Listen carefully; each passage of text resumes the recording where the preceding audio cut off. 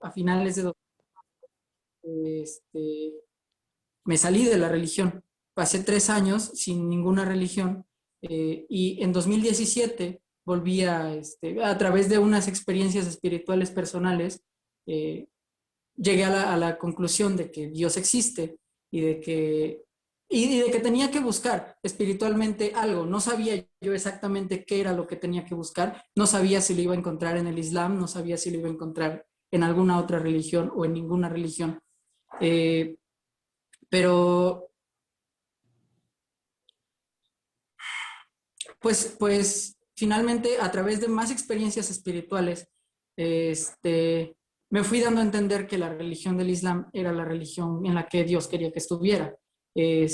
Pasaron algunos meses desde que entré al Islam y conocí el llamado del Imam Ahmed al-Hassan, la paz sea con él. Y dentro del llamado del Imam Ahmed al-Hassan, lo que estamos buscando es hacer un renacimiento del Islam, pero del auténtico Islam de Mohammed, la paz sea con él y con su familia. Ya les iremos explicando un poco del conocimiento que hemos ido adquiriendo a lo largo de estos años y en este momento, pues desde diciembre de 2017, yo personalmente soy parte del movimiento del Imam Ahmed al-Hassan y que en su momento nos considerábamos una secta dentro, bueno, no una secta, sino parte del Islam, parte como un grupo que estaba buscando revivir el auténtico Islam. En este momento nos hemos llegado a considerar ya una religión distinta, que es la religión Ahmadi de la paz y la luz. No sé si la hermana Débora quiera darnos un poco más de su experiencia.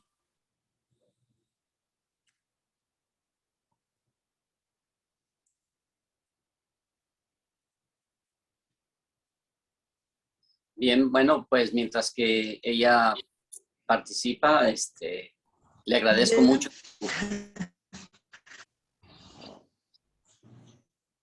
Sí. Adelante, doctora Débora. Sí. Sí, salam aleikum. Bueno, yo encontré el Islam. Primero yo estuve investigando muchas partes cristianas, principalmente toda lo que es la base cristiana, que pues básicamente es la que tenemos en nuestro país más cercanamente. Y posteriormente fui investigando el Islam. Yo creo que pues Dios lo va guiando uno poco a poco a las cosas que tiene que conocer. Y pues lo que me ha gustado de esta nueva parte es que o lo que me gusta, una de las cosas que me gustó del Islam es que habla de que hay profetas en diferentes, bueno, el Corán habla de que hay muchos profetas desconocidos, entonces muchos de esos profetas pueden ser, por ejemplo, algunos de esos profetas son Buda, y hay otros profetas, o sea, no necesariamente estamos, bueno, la parte que llevamos ahora no es tan cerrada como el Islam tradicional, aunque pues la plática va a ir enfocada a las creencias del Islam, pero pues también obviamente va enfocada a la parte que ahorita nosotros estamos conociendo, que también se sustenta con el Corán. Entonces no es como que seamos como una religión distinta, sino que todo surge del Islam, pues es el verdadero Islam el que cree en una divinidad y en sus profetas, es la base del Islam. Entonces, bueno, aunque ahora adquirió otro nombre, pues básicamente sería pues parte del Islam. Muy bien. Bueno, pues muchas gracias por su valentía de expresarnos eso, porque pues, bueno, yo pienso que ahorita vamos a expresarnos más acerca de todo este conocimiento o este camino espiritual que nos puede dar algunas luces de sabiduría, de cómo llevar la vida, porque realmente no nos hemos cerrado a que solamente exista una forma, sino que hay muchas y de esas pues uno practicaría lo que más le convence o lo que más le llena, ¿verdad? Para conocer esa sabiduría divina o esa realización espiritual, ¿verdad? Así que estas conferencias que estamos llevando a cabo cada viernes a las 7 de la noche, Ciudad de México.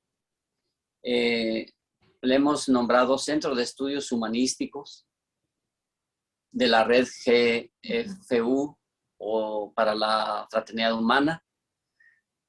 Y bueno, pues tiene los propósitos de acercarnos y de unirnos todos de una forma fraternal, lograr esa fraternidad entre todos los seres humanos, independientemente de sean de alguna religión o de alguna filosofía o de cualquier camino. Lo importante aquí para nosotros sería promover ese acercamiento de amistad, de fraternidad, de humanismo, que nos puede ayudar a desarrollar, ¿verdad? A desarrollar nuestra conciencia, a desarrollar nuestra parte espiritual o parte humana. Y bueno, pues así lo estamos llevando a cabo cada viernes. Y bueno, nosotros nos sentimos honrados con su presencia, ¿verdad? Y su participación, ¿verdad? De compartirnos ese conocimiento, esa experiencia. Y yo pienso que podemos dar inicio para no darle más tiempo. Esperemos que entre más gente, si no, pues ahora tendremos poca gente, pero no importa, ¿verdad? Pues adelante. Me imagino que quedará grabado también, ¿verdad? Sí, sí va a quedar ¿Y luego grabado. lo escucha otra gente? Sí, lo mandamos a las redes en YouTube, así es que ahí va a estar disponible para todos. Y también quiero decirles que aquí tenemos a Eloísa Maceda, que está aquí en los controles. Así es que si gusta decir algunas palabras. Agradezco que con tan poquito tiempo de anticipación nos hayan aceptado la invitación. Y la verdad es que yo no sé nada del Islam. Espero llevarme muchas cosas el día de hoy y les agradezco mucho. Muchas gracias. Entonces, pues muchas gracias, Eloísa. Bienvenidos, bienvenidas y adelante. Todos los que están presentes, muchas gracias por estar aquí y comenzamos. Muchas gracias. Bueno, nosotros también esperamos que se puedan llevar pues una imagen más informada acerca de esta religión, que la verdad es que actualmente es una religión bien incomprendida. Entonces, bueno, comenzamos. Titulamos esta presentación Islam, la religión del sexto pacto, y vamos a hablar por qué le llamamos la religión del sexto pacto, y vamos a empezar primero que nada. ¿Sí se están viendo las diapositivas? Sí, se ve bien. Perfecto. Comenzamos con la definición del Islam, ¿vale? La palabra Islam en árabe significa literalmente sumisión. Se refiere en específico a someterse a la voluntad y a la autoridad de Dios en todos los aspectos de la vida. Se puede decir que la palabra Islam abarca dos significados que están estrechamente relacionados, pero que no son idénticos. En primera, en el sentido general, digamos, el Islam es la religión de Dios desde el comienzo de los tiempos. Los musulmanes creemos que todos los profetas y mensajeros, la paz sea con ellos, desde Adán hasta nuestros días, predicaron la misma religión, que es la adoración al único Dios verdadero. En este sentido, la palabra Islam es equivalente a la expresión Sanatana Dharma del hinduismo, que significa la religión eterna o el camino eterno. Es decir, en el sentido general, Islam se refiere a esta religión que siempre ha estado en el mundo desde que la humanidad comenzó su camino. En un sentido específico, también la palabra Islam se refiere a la religión del sexto pacto, es decir, al conjunto de creencias y prácticas que predicó el profeta Mohammed, la paz sea con él y con su familia, y que continuaron los imames de su descendencia, la paz sea con ellos. Esta religión, en este sentido específico, esta religión en la actualidad es la religión con más crecimiento en el mundo. Actualmente es la religión con más seguidores, actualmente es la segunda religión con más seguidores, porque tiene aproximadamente 1.800 millones de seguidores según estimados de 2015. Ahora, según estos números, también se estima que si las tendencias demográficas continúan como hasta ahora, para el final de este siglo, el número de musulmanes en el mundo será mayor que el número de cristianos. Se estima que en Europa, donde la población musulmana está creciendo, 10% de los habitantes serán musulmanes para 2050. En Estados Unidos viven aproximadamente 3.45 millones de musulmanes, que representan aproximadamente el 1.1% de la población total del país, de los cuales un 58% son inmigrantes.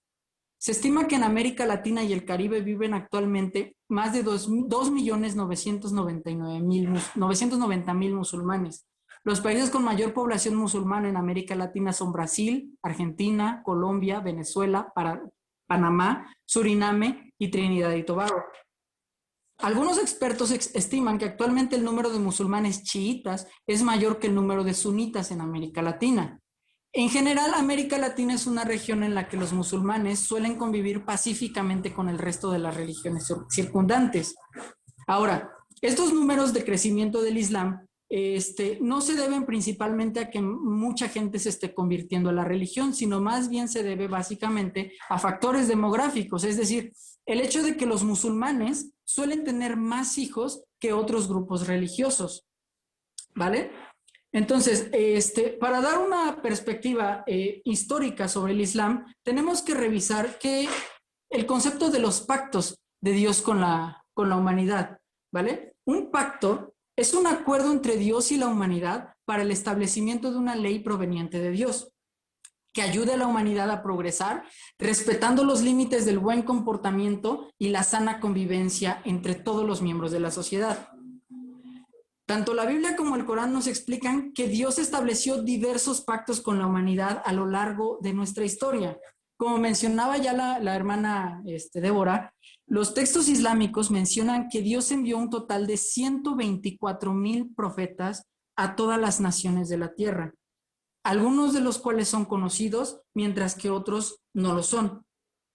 En general, los musulmanes aceptan a los profetas que se mencionan en la Biblia, la paz sea con ellos. Tanto el Corán, que es el libro sagrado del Islam, como los hadices, que son las narraciones sobre los dichos y hechos del profeta Mohammed, la paz sea con él y con su familia, están llenos de las historias de varios profetas que aparecen en la Biblia, la paz sea con todos ellos. El profeta Mohammed, la paz sea con él y con su familia, enseñó a sus seguidores que él era el último de los 124,000 profetas enviados por Dios a la tierra. Entre estos 124,000 profetas, existen 5 profetas Entre esos 124,000 profetas existen 5 que poseen un rango especial según el Corán. Estos profetas son Noé, Abraham, Moisés, Jesús y Mohammed, la paz sea con él y la paz sea con todos ellos. A estos profetas se les conoce en árabe como Ulul Azm, que significa profetas de gran determinación. Y la característica que define a los profetas Ulul Azm es que a través de ellos fue que Dios estableció nuevos pactos con la humanidad. La historia de los pactos primero al tercero la podemos encontrar en el libro del Génesis. El primer pacto fue con el profeta Adán, que si recuerdan, no lo mencioné dentro de los profetas de gran determinación, ya que debido al error que cometió al comer el fruto de la sabiduría del bien y el mal, no está considerado dentro de los profetas Ulul Azm. Sin embargo, dentro del Islam se considera que después de haber cometido este pecado, el profeta Adán, la paz sea con él, se arrepintió, le pidió perdón a Dios y Dios lo perdonó y restauró el pacto con el profeta Adán. Entonces los hijos del profeta Adán estaban también sometidos al primer pacto, ¿vale? Entonces, del pacto primero al tercero, que son el pacto de Adán, el pacto de Noé y el pacto de Abraham, estos pactos los conocemos y podemos saber de ellos en el libro del Génesis, en la Biblia. Luego, en cuanto al cuarto pacto, que es el pacto del profeta Moisés, la paz sea con él, los detalles de este pacto se revelan en los 4 otros libros de la Torá, del Pentateuco. Es decir, Éxodo, Levítico, Números y Deuteronomio. En estos 4 libros se revelan los detalles de este pacto. Ahora, los profetas que aparecen en el Antiguo Testamento son todos pertenecientes al cuarto pacto, el pacto de Moisés. Eso no quiere decir que con el establecimiento del cuarto pacto, el tercer pacto quedará anulado, ni el segundo pacto quedará anulado. En realidad, el pacto 1 y el pacto 2, es decir, el pacto de Adán y el pacto de Noé, fueron establecidos para toda la humanidad. El pacto de Abraham, la paz sea con él, fue establecido para él y para su descendencia, según la Biblia y según el Corán.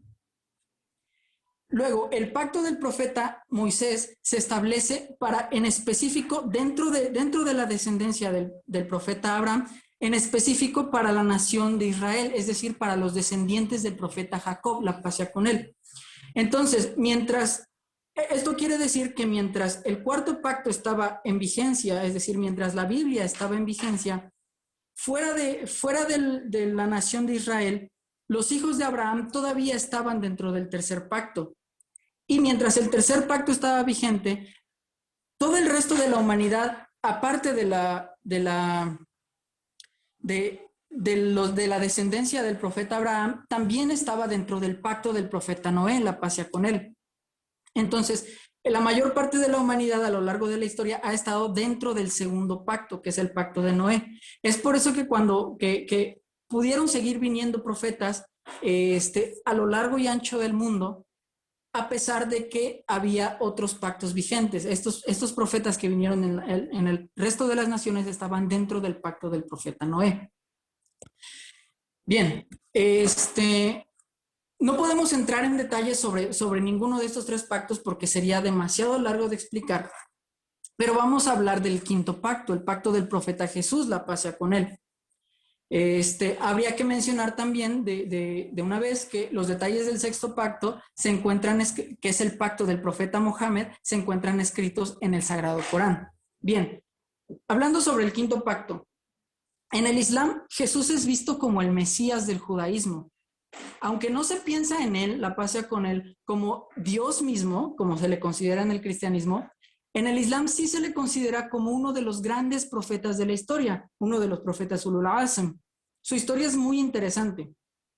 El pacto traído por el profeta Jesús, la paz sea con él, se instauró durante la última cena.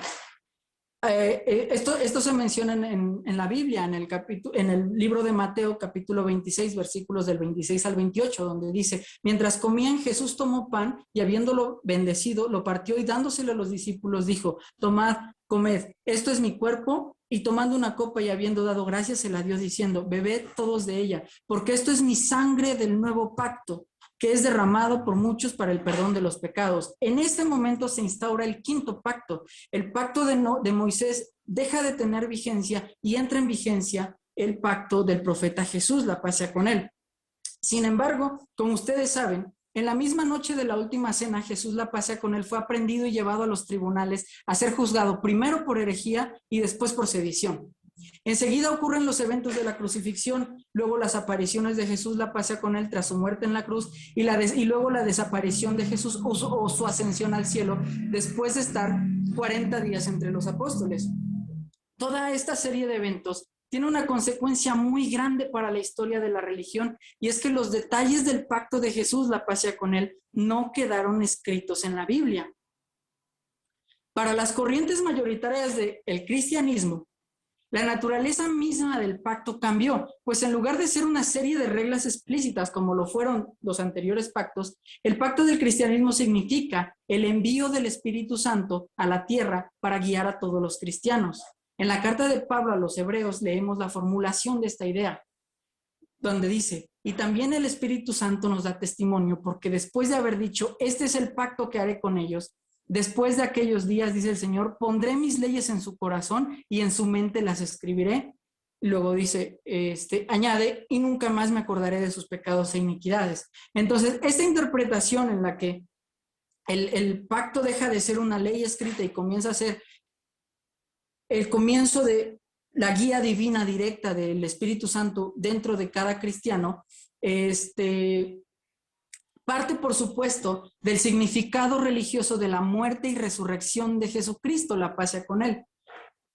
El punto, lo interesante es que estas ideas de la muerte y resurrección de Jesucristo no son ideas que el Islam comparta. El Sagrado Corán dice: y por haber dicho, ciertamente hemos matado al Mesías, Jesús hijo de María, el mensajero de Dios, pero no le mataron ni le crucificaron, sino que se hizo que les pareciera eso. Y los que discuten sobre él tienen dudas acerca de ello. No tienen conocimiento de ello, solo siguen conjeturas, pero no lo mataron, eso es seguro. Bien, esto está escrito en el Sagrado Corán, capítulo 4, versículo 157. Este versículo nos da dos piezas de información relevante para el tema de hoy.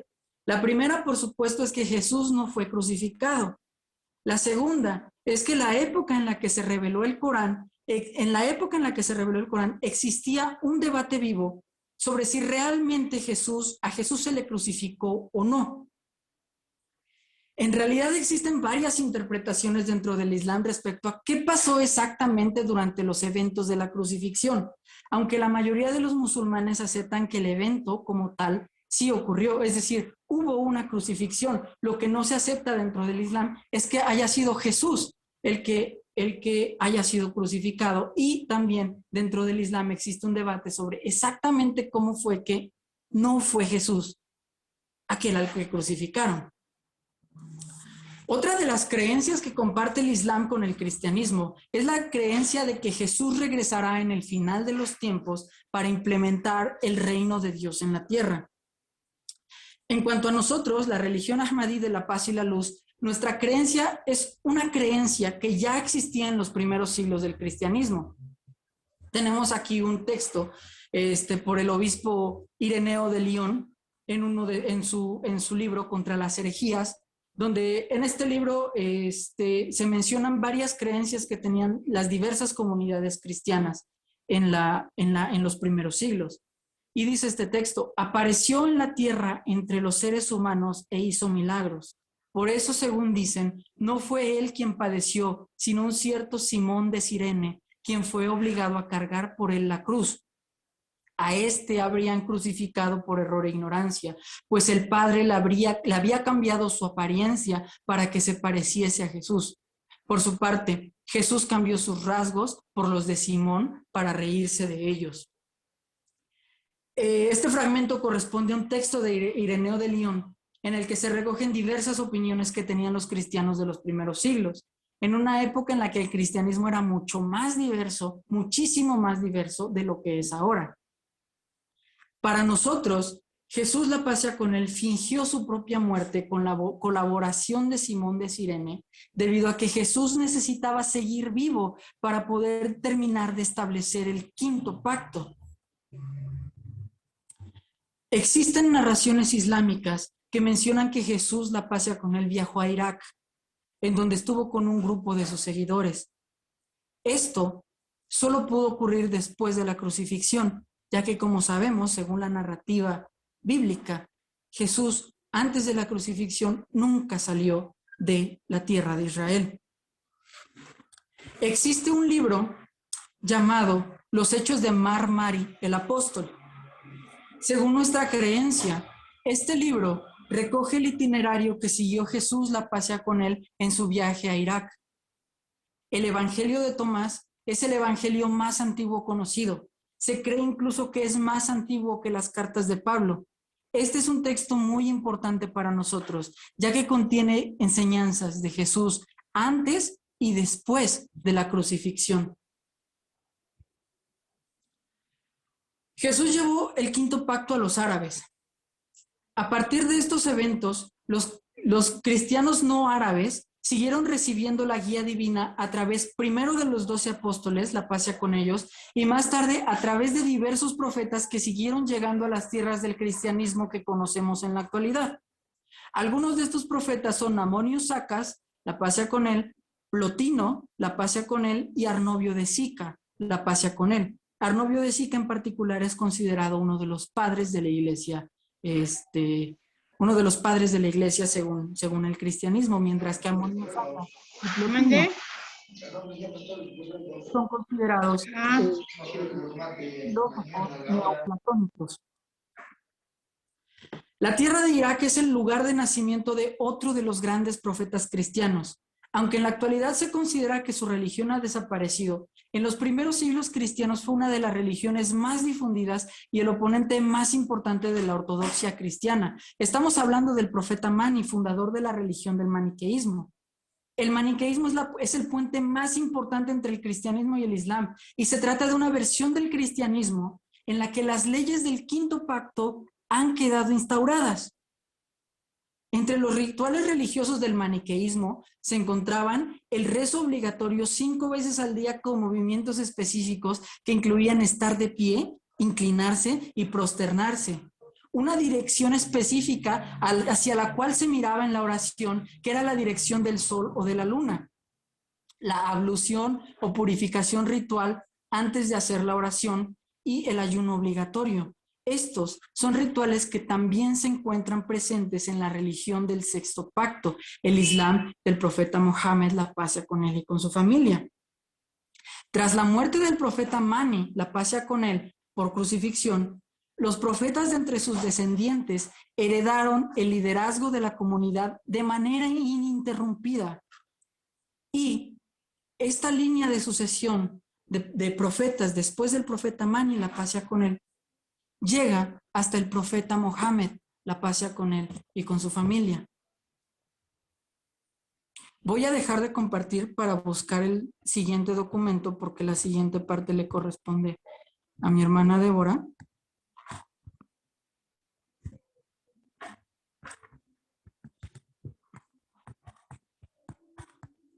Voy a dejar de compartir mi cámara un momento.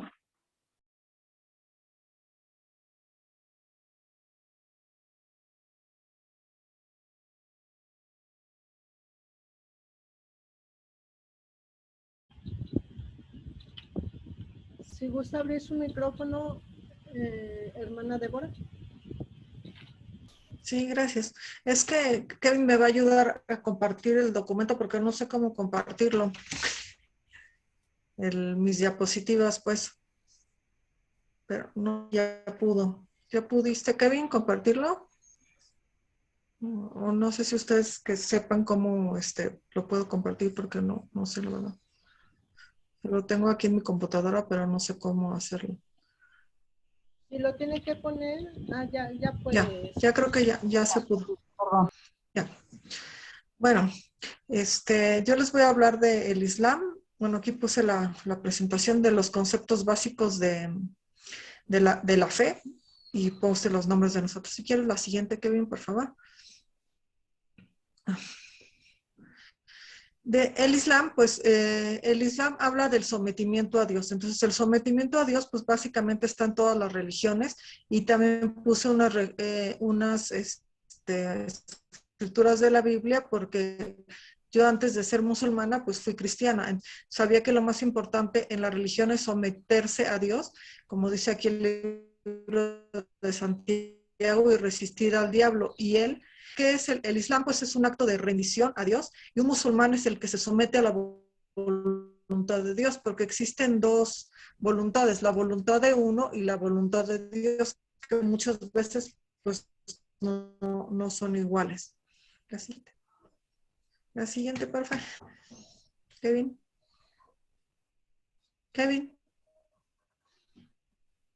Según yo, ya estamos en la tercera. ¿Qué pasó?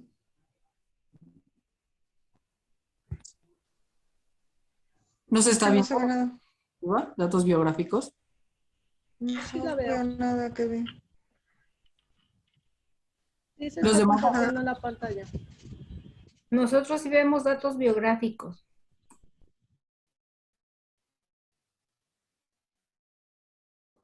Sí, es que acabo de empezar, pero tercera esa, la Meca, en Arabia Saudita, y murió en Medina. Él, desde que fue pequeño, pues se casó primero, en primer lugar, con una mujer que se llamaba Hadilla. Esta mujer era viuda y era una viuda que era 15 años mayor que él. Entonces, se dice que ella, bueno, trabajó con ella en la parte de... Él era un comerciante y pues se dedicaba a eso en ese tiempo. Entonces, le pidió matrimonio al profeta Mohammed, que era pues 15 años menor que ella. Y ella, pues, bueno, él aceptó casarse con ella. La que sigue, por favor. No. Kevin. Esta dice datos biográficos, profeta del Islam.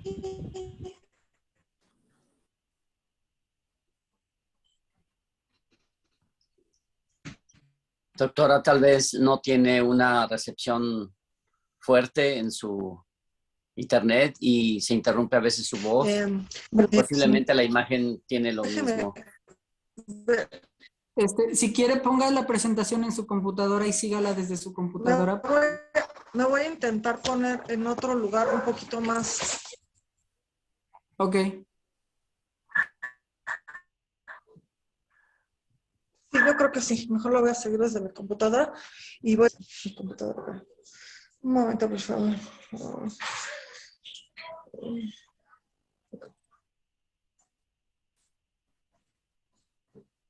Bueno, entonces, cuando, dentro de las partes importantes, cuando este profeta tuvo 40, o sea, tenía 40 años, se le reveló el Corán.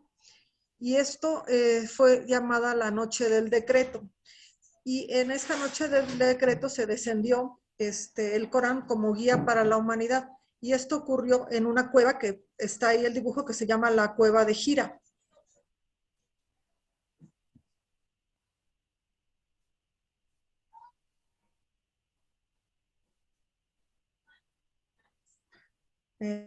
Dentro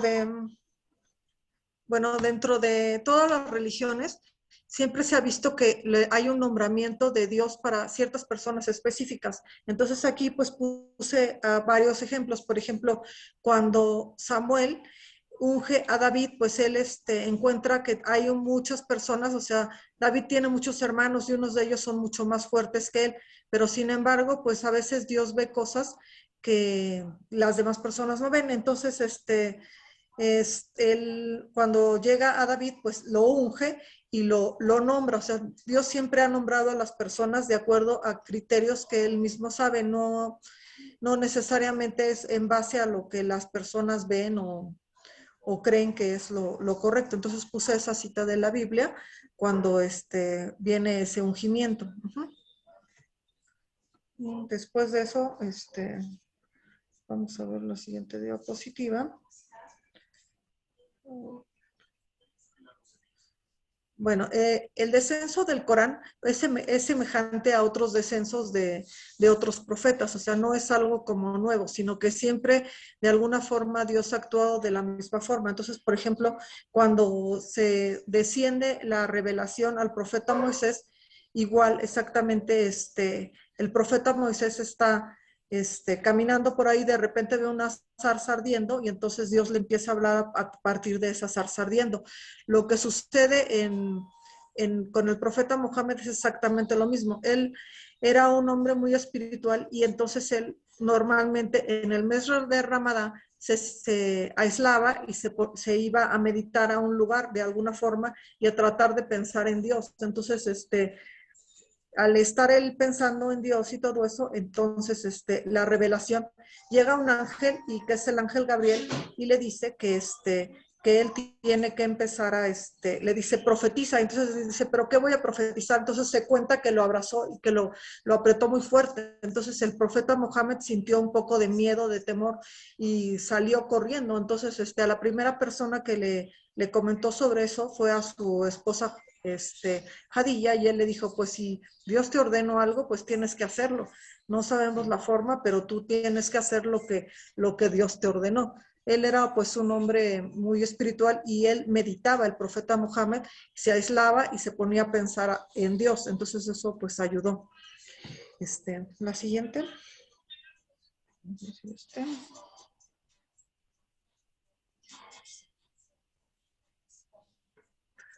Bueno, el profeta Mohammed, hay que ver que para nuestros compañeros cristianos o lo que sea que fue el predicho en la Biblia, el profeta Mohammed está descrito desde Deuteronomios, donde dice que se levantará en medio de tus hermanos un profeta como tú, Moisés. Moisés fue un profeta muy especial porque él dio una serie de normativas como lo hizo Mohammed. Pondré mis palabras en tu boca y hablará, y a él les hablarás, y tienes que hablarles, y todo el que no te oya es como si no me oyera a mí, porque hay que recordar que las revelaciones que se dan a los profetas son como directamente la voz de Dios.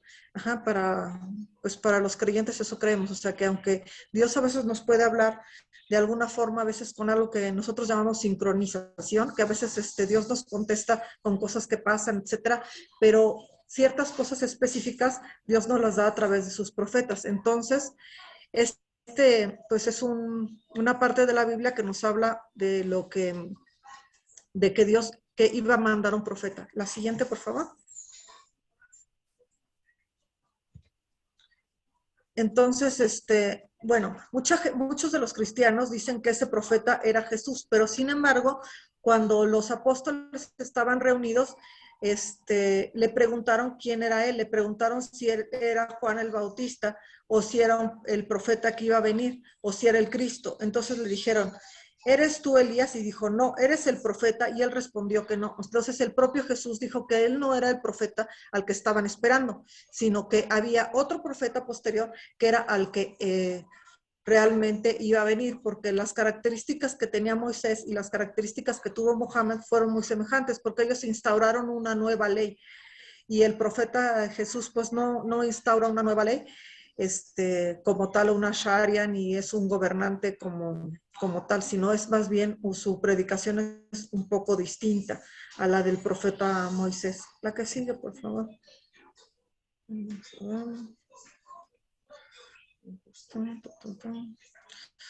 Bueno, entonces Jesús también predice la llegada del profeta Mohammed, cuando dice que después de él les va a dejar a un consolador, pero la palabra ya es paráclito. Paráclito es como un consejero. Después los cristianos dicen que ese consejero es el Espíritu Santo, la cual iba a hablar por él, pero pues es obvio que era una sola persona, porque si analizamos el cristianismo, que pues al haber sido cristiana, pues lo analicé mucho, vemos que las diferentes corrientes del cristianismo son muy diversas. Entonces, si realmente el Espíritu Santo hablara a todas, habría un acuerdo, pero no existe tal acuerdo, sino que cada rama del cristianismo es muy diversa. Entonces, el Paráclito, que fue traducido como consolador, en realidad se refiere a una persona. Es un intercesor, habla de una persona, de un intercesor, de un abogado. Entonces él dice que lo dejará, vendrá a vosotros y les enseñará todas las cosas. Ajá. Entonces aquí está otra referencia que Jesús hace de que llegará el profeta Mohammed. La que sigue, por favor. Bueno, dentro de los datos relevantes de la vida del profeta Mohammed, bueno, en la Kaaba, pues existía la adoración a muchos dioses. Entre todos esos dioses también existía un dios que era, también había una adoración a Alá, y había unos clanes que eran los Qurashi. Ellos pues estaban más o menos contentos cuando llegó la revelación al profeta Mohammed. Ellos estuvieron contentos hasta que el profeta Mohammed empezó a hablar contra todos los ídolos que tenían en ese lugar. Entonces empezó a decir que esos ídolos tenían que ser destruidos, y obviamente pues esos ídolos, como en todo lo que es la idolatría, generan mucho dinero, porque vendían estatuillas, imágenes, todo eso, muy similar a lo que ahorita pues sucede, por ejemplo, no sé, en lugares como la Basílica, etcétera, donde hay una gran remuneración de las personas cuando compran todo ese tipo de estatuillas de San Judas, todo eso. En ese momento pues era lo mismo, había una gran derrama económica, y entonces pues esa derrama de repente pues se cayó. Entonces cuando Mohammed empieza a hablar en contra de ellos, todos los clanes, porque ahí en Arabia Saudita existían clanes, empiezan a querer matarlo, y entonces dicen, bueno, para que no se culpe una de nuestras tribus, vamos a decir entre todos que vaya uno de cada tribu y entonces vamos a matarlos, vamos a hundirles una espada todos a la vez para que entonces no se culpe a nadie. Entonces hay una narración que está en el Corán que habla de que Mohammed en ese momento se escondió en una cueva. Entonces puse la foto de la araña porque en esa cueva, cuando llegaron a buscarlo, había una telaraña cubriendo toda la cueva. Entonces ellos dijeron, no, pues aquí no puede haber nadie porque como una araña va a tejer la parte que cubre a esa cueva. Alejandro, baja eso, por favor, porque no escucho. Entonces, posteriormente, cuando Mohammed se dio cuenta de esto, migró hacia Medina, y entonces cuando él migra a Medina, ellos se dan cuenta, la gente de la comunidad Yatri, que es un hombre muy inteligente. Entonces dicen, bueno, como tú eres un hombre muy inteligente, te necesitamos para que guíes a nuestra comunidad. Había muchas guerras en ese momento y la gente se mataba una a otra. Entonces ellos decidieron convertirse al Islam ahí en Medina, y entonces se unieron a él con tal de que el profeta Mohammed, que era muy inteligente, mediara entre ellos y no hubiera tantas guerras, peleas, etcétera. Ahí fue donde en Medina él se volvió pues más poderoso. No fue en ese momento en su ciudad natal de la Meca. La que sigue, por favor. Sigo aquí.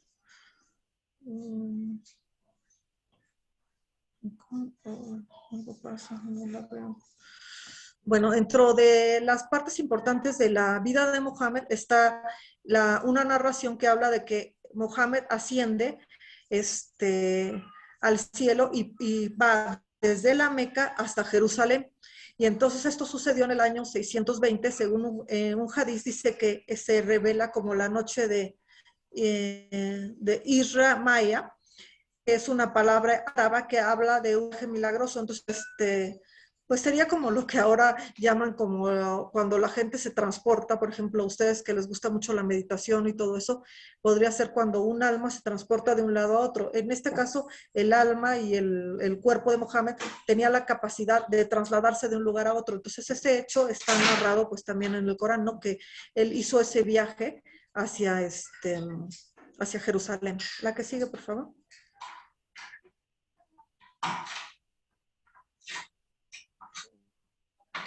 Estoy perdida aquí. Ajá. Después, Mohammed regresó a la Meca. Cuando él regresa a la Meca, él regresa más fuerte porque pues ya regresa con una serie de personas, no regresa solo como al principio, y es seguido por 1,600 hombres. Entonces él, al regresar a la Meca, él regresa mucho más fuerte. Obviamente, pues la gente de la Meca pues está esperándolo para pues no con muy buenos ojos, y hay muchas guerras a partir de entonces y lo intentan matar. En ese tiempo, cuando capturaban a la gente, normalmente capturaban a la gente y después los mataban. Pero el profeta Mohammed, en lugar de matar a la gente, lo que hizo fue decir que la gente que habían capturado tenía la posibilidad de convertirse al Islam o conocerlo, pero que no había que matarlo, sino que instauró la paz. Entonces esto es algo muy importante porque normalmente el Islam tiene muchas cosas como bélicas, ¿no? Es mucho relacionado con la parte bélica. Y básicamente lo que dijo el profeta Mohammed era la guerra, pero como una estrategia de defensa, ¿no? Porque si, por ejemplo, alguien llega a nuestra casa, pues nosotros tenemos que defendernos, o si nos intentan matar, pues es algo que la guerra era como una estrategia de defensa, no era matar a la gente porque sí. Entonces, por ejemplo, en el catolicismo está lo que es el bautismo para que uno pueda convertirse, pero normalmente el bautismo, por ejemplo, en los católicos, es impuesto como algo, pues no sé, como lo que me ocurrió a mí, que era un bebé, y pues te llevan ahí y te bautizan, no sé, tú no tienes ni conocimiento ni nada. En el Islam no hay una conversión forzosa, porque la conversión tiene que ser desde el alma, o sea, no pueden a uno pues obligarlo, ¿no? Se le dan las pautas a los hijos o lo que sea, pero no existe una forma así como de obligarlos. La que sigue, por favor. Bueno, entonces vamos a hablar muy brevemente de los pilares del Islam. Los pilares del Islam pues son comunes en las diferentes ramas islámicas, que son lo que es la profesión de fe, que básicamente, bueno, ahorita la vamos a ver, la oración, el ayuno, el zakat y la peregrinación. Ya les voy a explicar poco a poco, pero estos serían como las bases del Islam. La que sigue, por favor. Dentro de la shahada, pues la shahada es una declaración de fe. Una declaración de fe, pues no solamente es decir unas palabras, sino lo que uno dice tiene que sentirlo y que sea verdad. Entonces, no es como... Muchas veces, por ejemplo, el cristianismo tiene una rama que dice que si tú crees en Cristo, pues ya todos tus pecados son perdonados y aunque hagas cualquier cosa, pues Dios te salva. Pero yo siempre pensé que eso pues no era tan coherente porque tú, si dices creer en una cosa, pues tienes que actuar y vivir conforme a eso.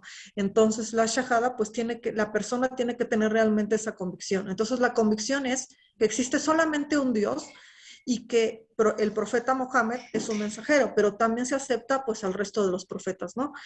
Muchas veces cuando la gente se convierte al Islam, pues le dicen, oye, pues di la shahada, y mucha gente dice, no, pero es que no quiero renunciar a los demás profetas. No, pues puedes decir que también Jesús es un profeta, que Moisés es un profeta, o sea, no es que está negado o peleado con las demás profetas ni ramas, ¿no? Sino que, pues esta es la shahada en árabe, que es Ashadu Allah, Ashadu Ilallah, Ashadu Allah, Shakir Alahun, en Muhammad en Abdul wa Rasul, que es que creo en un solo Dios y creo en su profeta Muhammad como un enviado de Dios. La siguiente, por favor, Kevin. Bueno, estos son los pilares, muy brevemente, que son la oración. La oración, pues, es muy importante en el cristianismo también, que hay muchos versículos que dicen que, bueno, que por ejemplo aquí estos versículos los puse porque dice que Moisés y Aarón fueron a una asamblea y se postraron sus rostros en el suelo. Entonces, si nosotros analizamos la Biblia, vemos que en la misma Biblia hay muchos relatos donde habla de la postración. Entonces puse aquí un dibujo de cómo la gente se está postrando en adoración. Ajá, y la postración se dice, como dijo mi hermano Kevin, se hace hacia la Meca o se hace en dirección al sol muchas veces, que es una dirección especial. Se dice que hay una cava, hay una cava en la tierra, pero también hay una cava en el cielo, que es el lugar hacia donde está dirigido Dios. Entonces nosotros al hacer la oración tratamos de dirigirnos hacia Dios, nuestro cuerpo y nuestro corazón. La que sigue, por favor. El zakat, bueno, el zakat es una limosna y esa limosna no la dan todos, o sea, normalmente, por ejemplo, en el cristianismo dicen, no, pues tú tienes que dar el 10%, ganes lo que ganes, pero en el Islam es un poco diferente. Si tú tienes excedente, por ejemplo, en un año o llegaste a juntar y tenías ahorros, etcétera, entonces das una cantidad, pero es una cantidad mucho menor, que a veces varía 2.5, 3%, y eso varía dependiendo de la creencia, pero muchos de los musulmanes entregan ese dinero directamente a los pobres, que es algo muy bonito, porque entonces, si tú conoces a alguien que tiene necesidad, tú no necesitas como alguien que medie, bueno, no en todas las ramas, pero en algunas, que medie para entregar ese dinero. Entonces tú das la caridad directamente a los pobres. Se puede, si encuentras a alguien, un musulmán, de preferencia, pues primero tratan de dárselos a los musulmanes, aunque se le puede dar a cualquier gente. Entonces es tratar de compartir eso, y eso es una forma como de rechazar la cosa de que todo para mí, no sé, yo tengo dinero, no sé, voy a comprarme primero vestidos, esto, lo otro, y al final los pobres, ¿no? Entonces, esto es una cosa pues muy importante y que crea pues quitarnos un poco el yo, ¿no? De que yo soy lo más importante, etcétera. La que sigue, por favor. El ayuno, pues el ayuno es otro de los pilares. El ayuno, pues nos ayuda a muchas cosas, ¿no? Nos ayuda desde purificar el cuerpo, purificar el alma, y nos ayuda pues como un autocontrol. O sea, yo lo veo así como que si tú puedes controlar tu mente, puedes controlar tu cuerpo, como cuando uno medita, pues igual el ayuno, ¿no? O sea, tú logras el ayuno en la parte de los musulmanes es un pilar, y en ellos dejan de comer desde que empieza, antes de que salga el sol hasta que acabe el sol, y también incluye el agua, o sea, no se puede tomar agua. Y entonces todo ese tiempo, pues no solamente es ayunar y dejar de comer, sino en ese momento hay que estar recordando a Alá, haciendo buenas acciones, o sea, no solamente es una cosa de contener el cuerpo y limpiarlo, que a la vez se limpia de todas las toxinas, etcétera, sino que es una forma de acercarse más a Dios y de poder tener un autocontrol de uno. Entonces es como una forma de control del ego, porque el ego lo que quiere es consumir, comer, ver películas, es todo eso. Entonces, por ejemplo, los musulmanes también en ese momento se abstienen de tener relaciones sexuales, etcétera. La que sigue, por favor. Cuando acaban, pues hacen como una pequeña fiesta donde consumen alimentos juntos. Otra es la peregrinación. Y en esto, pues normalmente se dice que la Meca, bueno, la mayoría de los musulmanes dicen que la Meca es el lugar de peregrinación. Nuestro líder, el imán Ahmad al-Hassan, ha revelado que el lugar verdadero es Petra. Ajá, y esto también está basado en que en el Corán 6:100 habla de que ese lugar donde ocurrían las peregrinaciones era un lugar donde había mucha vegetación, y en Arabia Saudita, en el lugar donde está la Meca, pues no hay realmente pues vegetación ni nada, es un lugar muy desértico. No se han encontrado restos arqueológicos ahí ni nada, y en cambio los restos arqueológicos que hay en Petra, pues sí son muy importantes. De cualquier forma, pues Dios sabe lo que hay en nuestros corazones, entonces nosotros nos dirigimos hacia la salida del sol para hacer nuestra oración. La siguiente, por favor. Bueno, y esto pues es algo que yo quería hablar de eso, porque el Islam es muy relacionado con lo que es lo que es el jihad, o que lo que es la guerra, ¿no? O sea, lo han relacionado mucho con la guerra. Entonces dicen mucho que el hijab, y que lo hice por Dios, y salen personas ahí matándose o destruyendo lugares, etcétera. Entonces realmente el hijab mayor es un control de nosotros mismos. O sea, nosotros tenemos nuestra naturaleza que nos hace hacer ciertas cosas. Entonces nosotros nos tenemos que esforzar. Y entonces el hijab mayor es obedecer. O sea, obedecer a Dios y el constante esfuerzo de controlar nuestra propia maldad, porque pues todos tenemos una cierta maldad dentro de nosotros. Y entonces el profeta Muhammad explicó que uno se debe de esforzar por destruir su propio ego, que es lo que hace que uno piense primero en uno y después en los demás. Ese es el hijab mayor. Y el hijab menor, ese sí puede ser la guerra, pero sabemos que la guerra pues normalmente es defensiva, ¿no? Y bueno, ya prácticamente aquí se va a acabar la charla, ya es lo que íbamos a comentar. Bueno, aquí puse lo de alteración de las revelaciones previas. Bueno, en el Islam se cree en los libros revelados, pero también se cree que muchos de esos libros revelados pues fueron cambiados por el hombre. Por ejemplo, quitaron en el concilio de Nicea, había muchas personas que había mucha pugna. Entonces había algunos que decían que Jesús era Dios y otros decían que Jesús no era Dios. Entonces existió como una disputa entre un hombre que se llamó Ario y Alejandro, y hubo una guerra entre Constantino y Licio, y entonces ganó Constantino. Entonces Constantino era pues un emperador romano, entonces él dijo, no, pues lo que tengo que hacer es controlar todas esas ideologías, entonces voy a convocar a un concilio y ahí que se pongan de acuerdo. Y en ese concilio, entonces ellos decidieron qué libros eran los que se debían de conservar y cuáles no, en base a solamente 300 personas, que la mayoría eran orientales, o sea, no escogieron a todos. Entonces ahí fue cuando hubo mucha tergiversación. El Islam reconoce los libros sagrados, reconoce la Biblia y otros libros sagrados que existen, pero indica que fueron tergiversados por el hombre, pues para generar cosas, ¿no? Por ejemplo, el apóstol Pablo puso que había que obedecer a los gobernantes. ¿Por qué? Porque pues era importante para ellos que la gente pues tenerla sometida y decir, no, pues tú para obedecer a Dios tienes que también obedecer a los gobernantes, y entre los gobernantes pues están los papas, los emperadores y todos. Entonces generaban de esa forma, fueron manipulando la religión para generar una obediencia ciega a los gobernantes y generarlos como si fueran parte de Dios. Si quieren, podemos terminar la plática ahí. La otra parte, pues no es tan importante. No sé si tienen preguntas o algo así. Muy bien, muchas gracias. Interesantísimo todo lo que acaban de exponer. Bueno, pues se da el derecho de palabra si alguno de los presentes quiere preguntar alguna cosa de lo expuesto o de lo que no se expuso. Adelante.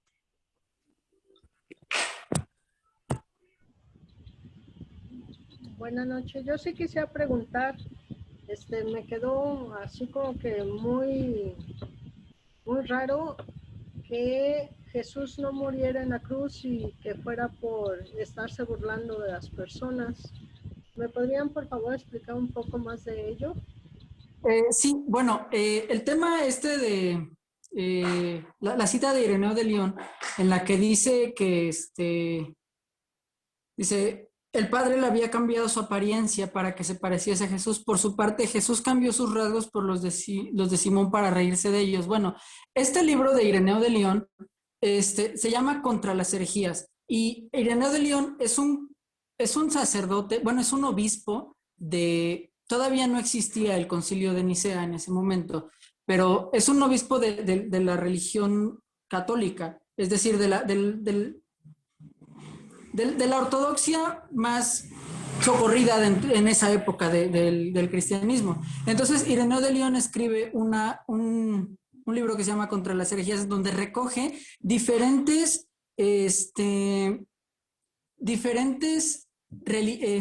¿cómo decirlo? Diferentes creencias que existían en aquella época respecto a la figura de Jesús, la paz sea con él. Entonces, esto que escribe Ireneo, de que Jesús cambió sus rasgos por los de Simón para reírse de ellos, esta es la opinión de Ireneo. Es decir, esto es lo que Ireneo está recogiendo que decían esta secta del cristianismo. En realidad es difícil saber si realmente este grupo cristiano que creía en que Jesús no había muerto en la cruz, es difícil decir si realmente creían o no que Jesús se estaba burlando de la gente. En todo caso se estaría burlando, habría que mencionar, en todo caso estaría burlando de quienes lo mandaron a crucificar, es decir, tanto de los sumos sacerdotes como de las autoridades romanas. Sin embargo, insisto, es difícil saber si realmente este grupo cristiano creía que lo había hecho como una burla o para reírse de ellos. A lo que iba es que la creencia que nosotros tenemos es que Jesús, la paz sea con él, no muere en la cruz, sino que Simón de Cirene, la paz sea con él, cambia con Jesús de manera milagrosa y Jesús, la paz sea con él, puede vivir más allá de este evento de la resurrección, perdón, de este evento de la crucifixión, sin necesidad de que exista un evento de la resurrección. En cuanto existen ciertos documentos de evangelios gnósticos, en particular hay uno que se llama el Segundo Tratado del Gran Set, en el que igual se recoge esta idea y sí se recoge la idea de que Jesús la paz sea con él. Se reía de aquellos que lo intentaron matar mientras él estaba haciendo el cambio para poder salir ileso del evento de la crucifixión. En sí, volvemos, no... Básicamente se compartí esta como para explicar que esta creencia no es nueva, no es algo que estemos diciendo nosotros y que no existan pruebas de que esto alguna vez se haya creído, sino más bien demostrar que en el pasado se creía esta versión de los hechos de la crucifixión. Bueno, yo también quisiera decir algo con respecto a eso. Cuando siempre que vemos las cosas de Semana Santa y todo eso, recordamos que Jesús pide a su Padre, si puedes, pasa de mí esta copa.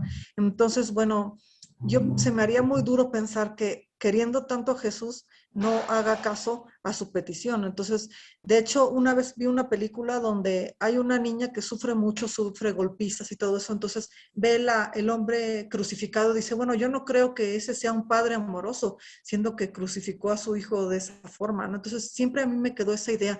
Dije, bueno, ¿cómo Jesús solamente predicó 3 años? Porque entonces empezó su ministerio a los 30 y lo acabó a los 33, entonces y fue el que creó el cristianismo. Y hay varios libros que hablan de que Jesús después de esto predicó en la India, etcétera. Entonces no es una idea como tan descabellada. Entonces, si Jesús podía hacer milagros de tal naturaleza como resucitar muertos y todo eso, ¿cómo no pudo librar su propia muerte? Lo que nos enseñan después es que la muerte, o sea, lo que enseña Pablo, que realmente es pues un apóstol falso, enseña que Jesús tenía que morir para que entonces ya todos fuéramos perdonados ya con su sola muerte. Pero pues esto es algo que va contrario a lo que dijo Jesús, porque Jesús dijo, si alguien desobedeciera alguno de los mandamientos, nombrado muy bajo en el reino de los cielos. Entonces, si estudiáramos la filosofía de uno y de otro, vemos que son totalmente diferentes. Jesús nunca dijo que la gente pudiera desobedecer los mandamientos. Dijo, si su justicia no fuera mayor que la de los fariseos, entonces no podráis entrar al reino de los cielos. Entonces, él siempre habló de mandamientos. Y cuando llega Pablo, trata de quitar todo, pero entonces dice que la ley fue crucificada junto con Jesús. Entonces la gente defiende mucho eso. Y hay muchas teologías donde la gente, que era la parte del cristianismo que se llama decisionismo, donde la gente solamente dice, bueno, yo creo en Jesús y ya con creer en Jesús ya cree que es salva y que va a ir directo al cielo, aunque haga lo que haga. Entonces esto es algo que pues no es algo lógico, ¿no? O sea, porque alguien puede decir, es como cuando un hombre le llega y le dice a una mujer, yo te amo mucho, pero está con otras mujeres, pues eso indica que realmente no ama mucho a esa persona, ¿no? O no está cumpliendo lo que está diciendo. Eso pues con respecto a lo de la muerte de Jesús, no sería algo muy injusto y sería como que Dios, muchos dicen que machacó, o sea, hay corrientes cristianas que dicen que Dios machacó con su ira a su propio hijo y que esa ira era necesaria y todo eso se me hacía algo como muy sanguinario, no sé, a pensar que Dios machaca o tortura a su propio hijo. Y cuando vi esa película de la niña que dice, oye, pues si yo creo que Dios es un Dios malo, porque pues cómo machacó a su propio hijo en la cruz. Entonces yo desde ahí me quedé pensando y poco a poco pues fui pues avanzando hasta que las cosas van llegando solos a uno, que es lo que les decía, la sincronía, ¿no? O sea, Dios te contesta a veces preguntas a partir de diferentes cosas. Si usted tiene dudas, pregúntele a Dios, que eso es lo que nosotros decimos. Usted tiene dudas, pregunte a Dios y siempre Dios le va a contestar. Tiene dudas sobre eso o sobre cualquier otra cosa, pregunte a Dios, pregúntelo con fe, pregúntelo en una oración y Dios le va a contestar la verdad de lo que ocurrió, de una forma o de otra, porque Dios siempre contesta, tenga uno una religión o no. Dios siempre contesta porque Dios está cercano a toda la gente, está cercano a la gente que vive en la India, en la África, y es lo que me gustó del Islam, que es muy global, o sea, no es solamente los que conocieron a Jesús y todo eso, o se puede ver que haya habido un profeta perdido en África y que tiene las palabras de Dios, o no sé, o sea, personas en diferentes lugares que tienen esa inspiración de Dios, entonces eso vuelve al Islam sumamente global y pues no es lo que me gustó a mí. Muchas gracias. Otra pregunta, ¿por qué tienen que pronunciar la paz sea con ellos? Siempre que pronuncian algún... Pues no sé si recuerda que Jesús siempre dijo, la paz sea con ustedes, dijo la paz, incluso cuando bueno, yo fui desde, mi educación fue católica, pero si usted va a misa o eso, decía, la paz los dejo, mi paz los doy. Entonces la paz siempre fue muy promovida, incluso desde Jesús. Entonces la paz sea con ellos es una forma de respeto, o sea, de brindarle un saludo de paz a las personas, ¿no? La paz y las bendiciones de Dios sean con esa persona. ¿Por qué? Porque fueron personas que fueron enviadas a la tierra para esparcir el mensaje de Dios. Y cuando el mensaje de Dios es esparcido, a la gente no le gusta. La gente prefiere vivir en la oscuridad. Dice, yo prefiero vivir oscuras que conocer la verdad, porque conocer la verdad, cuando uno conoce la verdad, pues esa verdad te obliga a hacer cosas, entonces prefieres, pues mejor ignoro, y entonces cuando vienen los profetas, pues, por ejemplo, el profeta Mami fue crucificado, son perseguidos, son tratados de matar, muchas veces dañan a su familia, entonces, pues darles la paz, o sea, porque la paz, ellos, su alma continúa, ¿no? Entonces es como una forma de referirnos a ellos. La paz sea con, incluso a un hermano, ¿no? Puedes decirle la paz sea con ustedes, Eloísa, o etcétera. Sí, bueno, este saludo, esto es un saludo, ¿no? La paz sea con él o la paz sea contigo es un saludo. Dentro de las creencias del Islam está también la creencia de que los mártires y los profetas no están muertos, no mueren, sino que Dios los tiene vivos, ¿no? Y entonces, pues hay una razón para saludarlos, ¿no? O sea, si están vivos, pues hay que saludarlos cuando mencionemos su nombre. Gracias. Tenemos a Alicia Flores, que si gusta hacer su pregunta, hermana, por favor.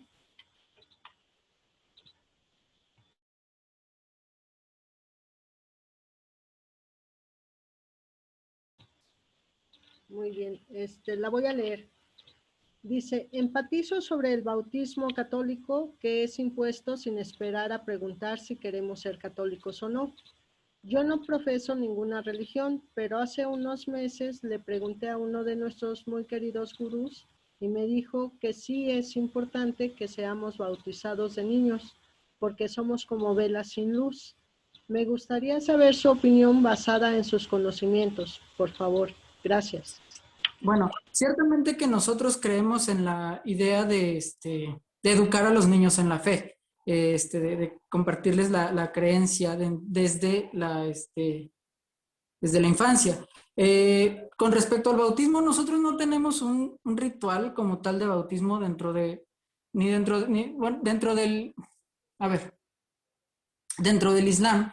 Existe este ritual de que la primera vez que tú pronuncias la shahada, la declaración de fe, es decir, el día que entras a la religión, haces un baño ritual. Y este baño ritual, uno de los efectos que tiene es que todos los pecados de una persona, hasta antes de haber entrado al Islam, son perdonados. Entonces, digamos, eso es lo más semejante que existe dentro del Islam con el bautismo cristiano. Con respecto a las implicaciones espirituales, realmente, pues, sinceramente no podría comentar mucho, ¿no? Pero lo cierto es que dentro de la religión del Islam, como ya se mencionó, hay un principio dentro del Corán que dice, no hay coerción en la religión. Entonces, realmente, una de las cosas que hemos aprendido dentro de la religión Ahmadi de la paz y la luz es justamente eso, ¿no? Que Dios no obliga a nadie a nada. Sin embargo, claro, te hace vivir las consecuencias de tus decisiones, ¿no? Pero en sí no existe, no hay una coerción.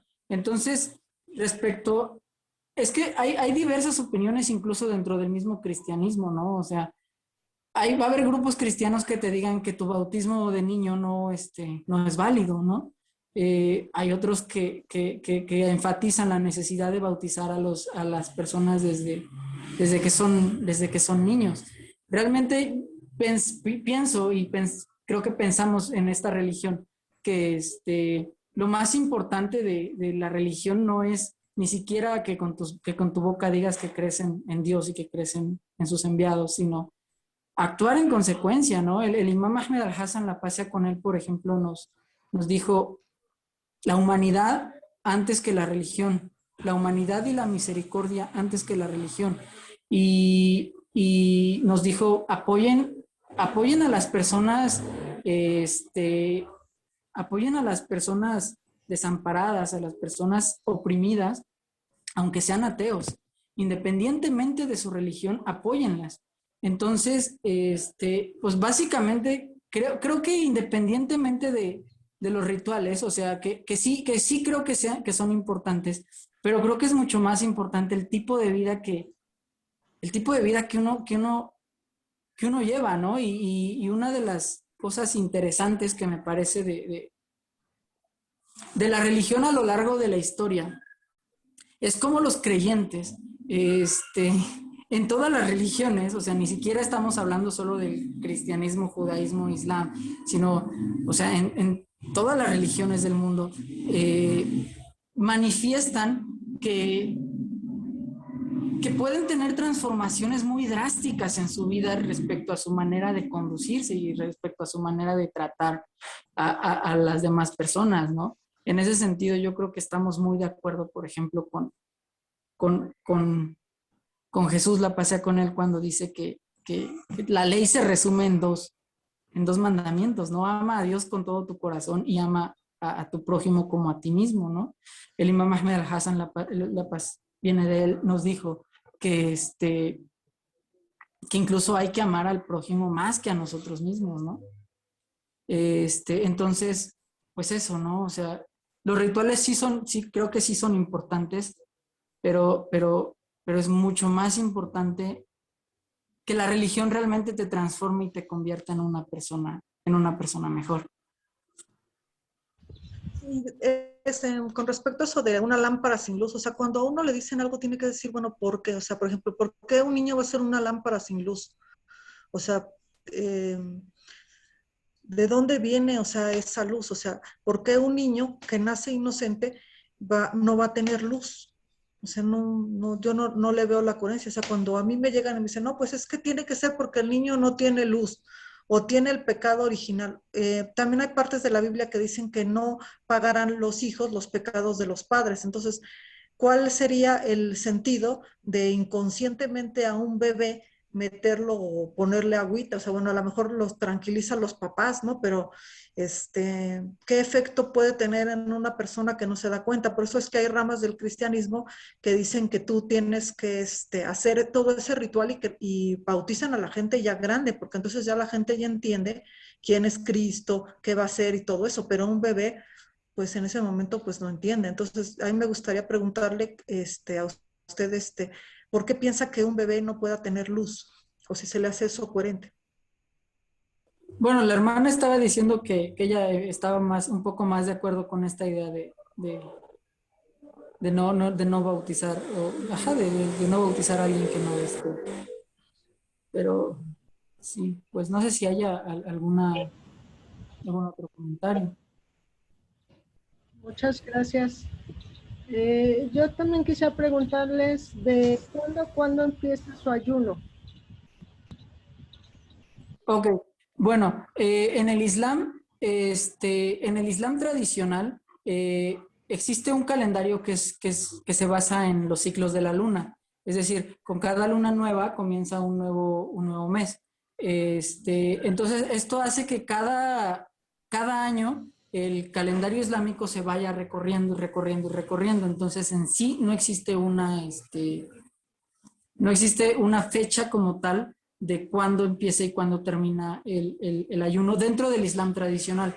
Dentro de nuestra religión, la religión Ahmadí de la Paz y la Luz, el imam Ahmed al-Hassan, la paz sea con él, nos reveló que el calendario islámico tradicional es incorrecto y que el orden de los meses está cambiado y que en sí el calendario islámico real es solar también, es decir, es igual que el calendario que estamos utilizando en este momento. Entonces, el mes de Ramadán es el 9º mes de este calendario y digamos, el ayuno comienza desde el 1 de Ramadán hasta el 30 de Ramadán y es un ayuno en el cual desde que se levanta el sol, o sea, es un poco antes de que realmente se note en el cielo el cambio de luz, hasta que se oculta el sol, se está sin comida, ¿no? Y luego, después de la ocultación del sol, ya se puede comer y beber. Actualmente en la religión del Islam tradicional, o sea, se puede ver esto en internet, ¿no? Se ha desvirtuado muchísimo el ayuno y la gente suele comer muchísimo en las noches, ¿no? Incluso hay estadísticas que dicen que muchísima gente durante Ramadán engorda en lugar de adelgazar, ¿no? No tendría sentido si realmente estuvieran ayunando. El imam Ahmed al-Hassan, la paz con él, nos reveló que este ayuno tiene que ser mucho más estricto. Sin embargo, el mes real de Ramadán comienza en diciembre, por lo que se trata de un mes en el que hay, en el que hace menos calor y los días son más cortos. Por lo tanto, el ayuno es más fácil, porque el ayuno en sí es una misericordia de Dios, no es un castigo, ¿no? Actualmente, cuando el Ramadán para los musulmanes cae en verano, mucha gente se desmaya o tiene problemas, complicaciones graves de salud debido al intenso calor que existe en esas regiones y la carga adicional que representa el tener el estar sin comida y sin agua durante todo el día. Gracias. ¿Y qué pueden y qué no pueden comer? Bueno, en el Islam existe una diversidad de opiniones según la rama del Islam que sigas. El Islam está mayoritario, o sea, a grandes rasgos está dividido entre sunis y shias. Después de la muerte del profeta Mohammed, la paz sea con él y con su familia, existe una serie de eventos en el cual el profeta Mohammed, la paz sea con él y con su familia, designa a su primo Ali como su sucesor, pero la mayoría de la comunidad islámica no lo acepta. Entonces, hay una diversidad de opiniones. Los sunis, que son el grupo que no aceptó la autoridad del imam Ali, la paz sea con él, creen que no se puede comer puerco, sangre,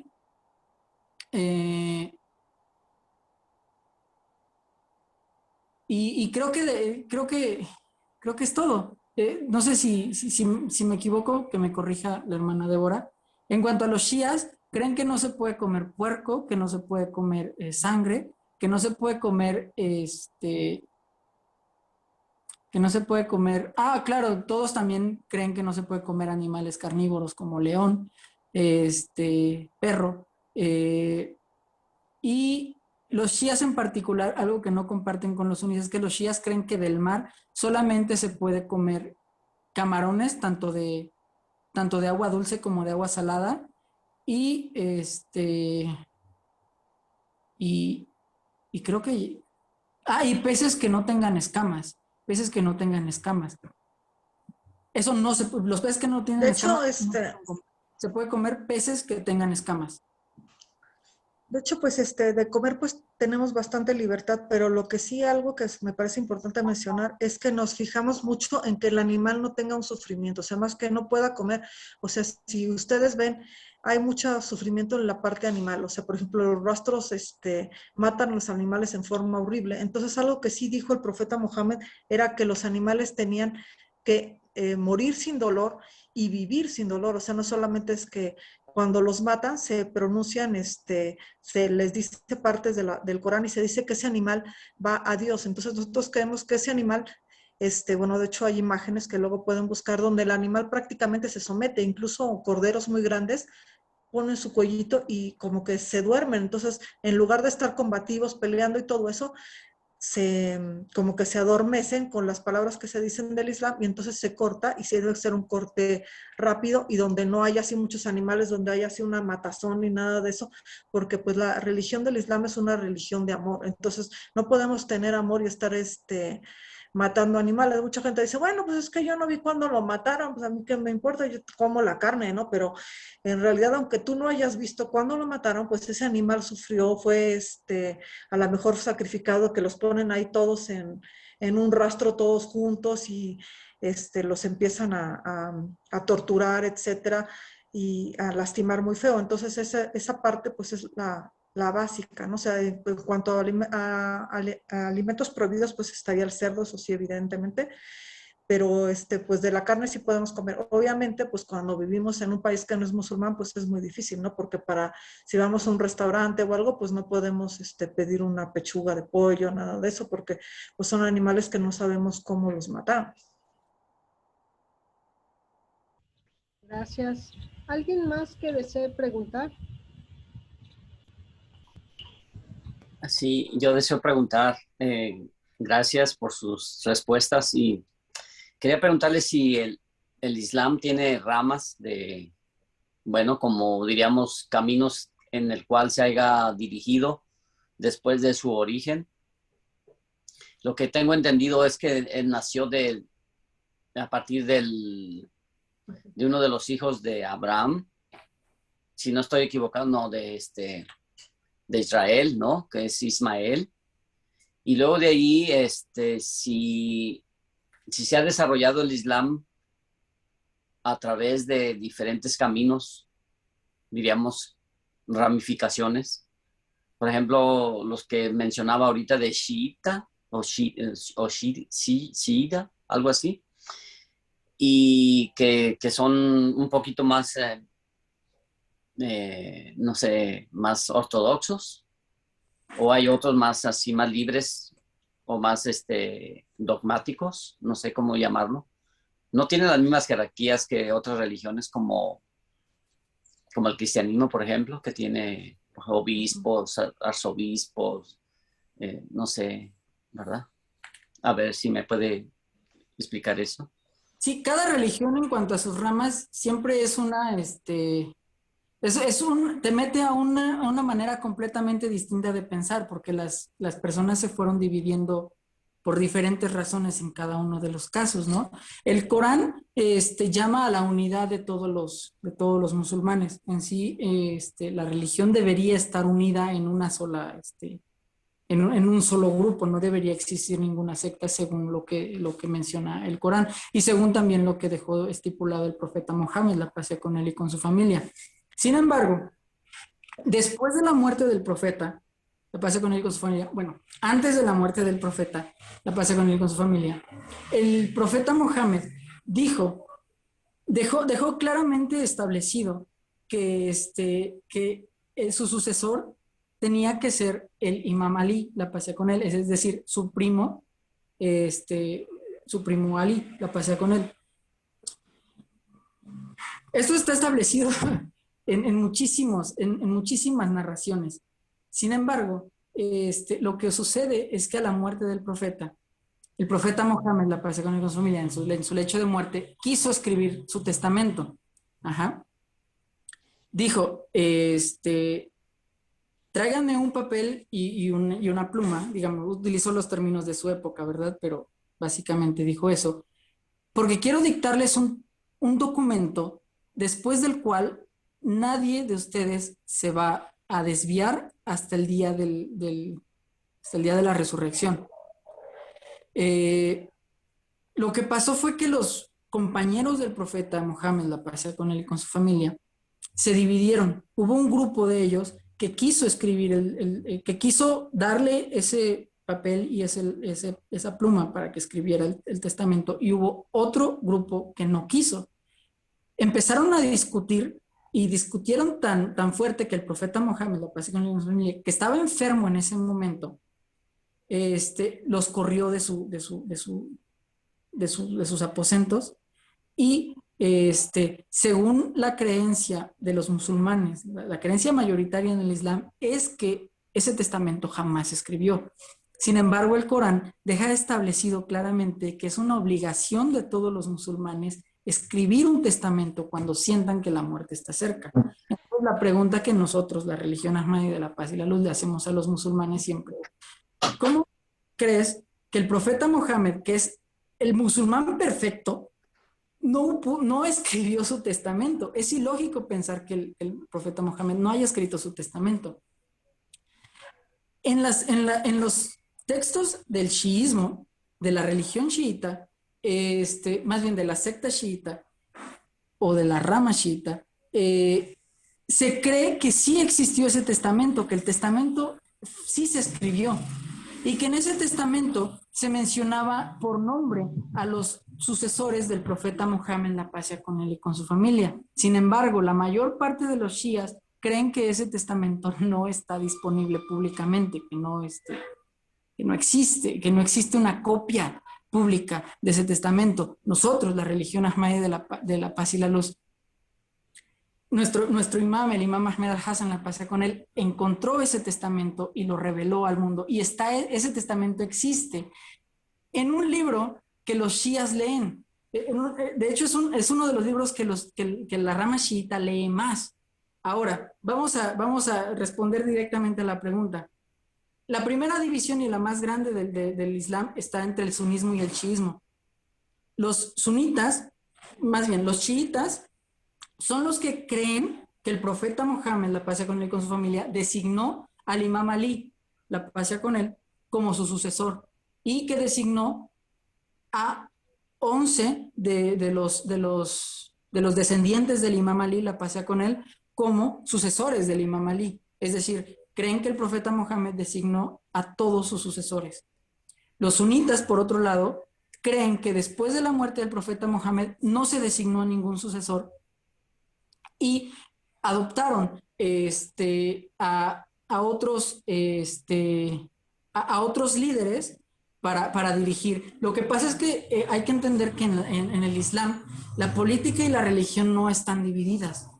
Entonces el líder religioso del Islam también es el líder político del Islam. El profeta Mohammed era tanto líder religioso como líder político. Entonces, el hecho de que algunos acepten al imam Ali y otros no acepten al imam Ali no solamente quiere decir que religiosamente están parados en dos lugares distintos, sino que incluso políticamente creen que la religión se debe de manejar de diferentes maneras. Nosotros creemos, por cierto, que el testamento del profeta Mohammed, la paz sea con él y con su familia, no solamente menciona a los 12 imames, que es como se denomina a los sucesores del profeta Mohammed, sino que además dice que después de estos 12 imames vienen 12 mahdis, que son otros 12 sucesores después de los 12 imames, y estos cubren todo el resto de la historia de la humanidad, desde la muerte del profeta Mohammed, la paz sea con él y con su familia, hasta la extinción del ser humano.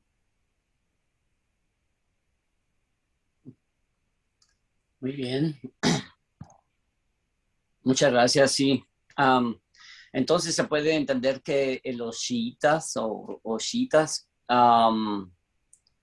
tienen un conocimiento más, vamos a decir, que no es tan conocido públicamente, diríamos. Sus prácticas son más secretas, más esotéricas. ¿Cómo se puede entender?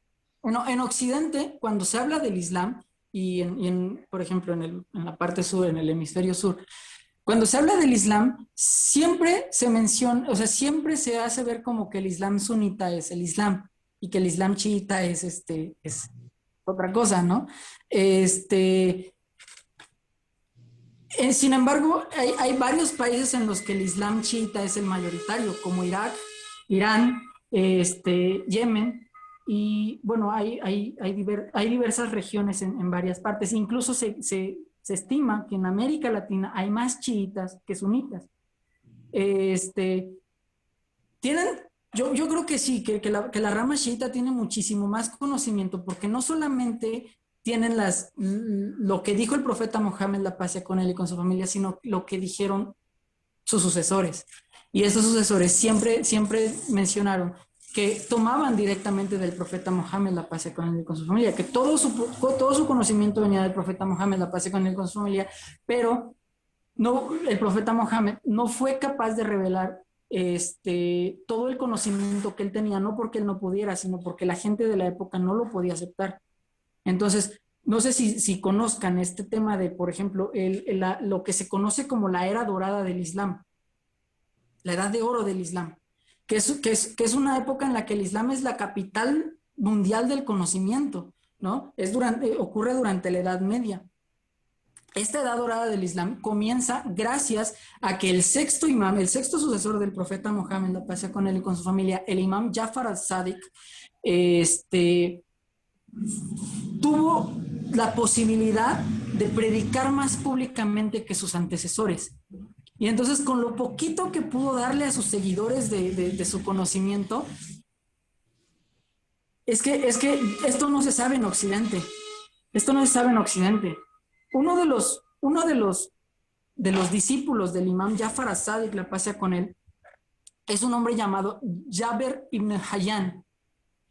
Y este hombre es un polímata, o sea, sabía muchísimas disciplinas, pero una de las, digamos, más grandes contribuciones que hace este hombre, Jaber ibn Hayyan, a la humanidad, es que él es considerado el padre de la química, porque él fue el primero que logró establecer un método experimental para comprobar las afirmaciones que se podían hacer hasta antes solo mentalmente.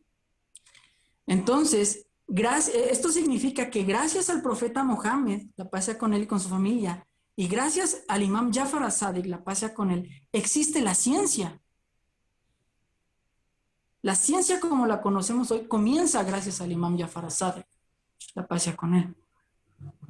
Entonces, sí que hay mucho más conocimiento del lado chiita, y nosotros bebemos de esa tradición.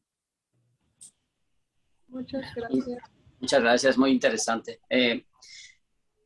Porque, bueno, se me ocurrió esa pregunta porque en la Edad Media, ahí por el siglo 9, 10, que es la Edad Media, ¿verdad? Apareció no estoy muy seguro si en España, ya ve que allí estuvieron los árabes. En España se desarrolló mucho la medicina con Averroes, ¿verdad? No sé cómo se diga en árabe, ¿verdad? Avicena, que fue uno de sus continuadores, ¿verdad? Y entonces con eso se desarrolló, aparte de que Averroes y Avicena eran matemáticos y filósofos, y pues se fueron por un camino en el cual hay un conocimiento muy grande, muy místico, por cierto, ¿verdad? Donde se resalta esa pureza de la sabiduría en una persona, ¿verdad? Por ejemplo, que les llaman imán, ¿no? O como santos, como sabios, ¿verdad? O también como los Ibn Arabi, ¿no? Que son como de los más sacerdotes místicos del Islam, que bueno, que ya ahí se puede decir que es parte de lo que le llaman el sufismo, que es la parte más esotérica del Islam, ¿no? Y bueno, a mí me encanta mucho lo de Avicena como médico, porque a mí me gusta mucho la medicina. Y bueno, pues el sufismo, que nos dieron una plática el viernes antepasado, sobre el sufismo, acerca de cómo se desarrolla esa parte. El sufi es un ser humano que practica precisamente esas disciplinas que pueden ayudar a desarrollarse en sí mismo, ¿no? Y conectarse con la fuente o con la luz, en este caso a Alá, ¿no? O lo que llamamos Dios. Y bueno, pues que la paz sea con ellos, como usted dice, ¿no? Sí, nuestra religión, la religión Ahmadi de la Paz y la Luz, es una religión mucho más mística que el Islam, como tal y como se conoce. De hecho, los sufis aparecen, o sea, llega su conocimiento, se remonta al Imam Ali, la paz sea con él, el primer sucesor del profeta Mohammed. Los imames repartieron un montón de conocimiento místico, que la mayoría de las personas no fueron capaces de entender. Y como no fueron capaces de entender, no fueron capaces de aplicarlo. Pero o sea, el conocimiento que existe en las fuentes islámicas es conocimiento que si se aplicara, el mundo sería otro. Y es lo que nosotros creemos, que cuando la tierra la gobierna un verdadero líder designado por Dios, entonces la tierra se transforma, se convierte en un paraíso en realidad. Entonces, estos líderes son guías o sea, el líder designado por Dios tiene que ser alguien que sea capaz de guiar a la humanidad tanto en lo personal como en lo colectivo. Entonces, cuando nosotros hablamos de imames, los imames, tal y como se reconocen tanto en la tradición shia como en la religión Ahmadi de la paz y la luz, son estos seres divinamente designados por Dios para guiar a la humanidad, insisto, tanto en lo individual, espiritual, como en lo colectivo. La palabra imam significa líder, y es una palabra que existe desde mucho antes del Islam, pues. Muchas gracias. Tenemos la mano levantada del hermano Sergio Palacios. Si gusta, por favor, Adelante.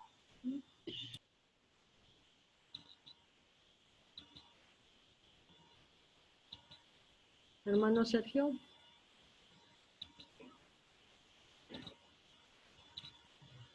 Creo que ya no me escucha. Muy bien. ¿Algo más muy respetable?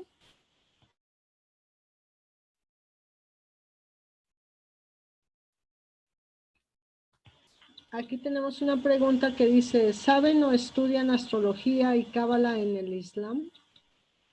O sea, las tradiciones, digamos, alquímicas del Islam estudian mucho eso.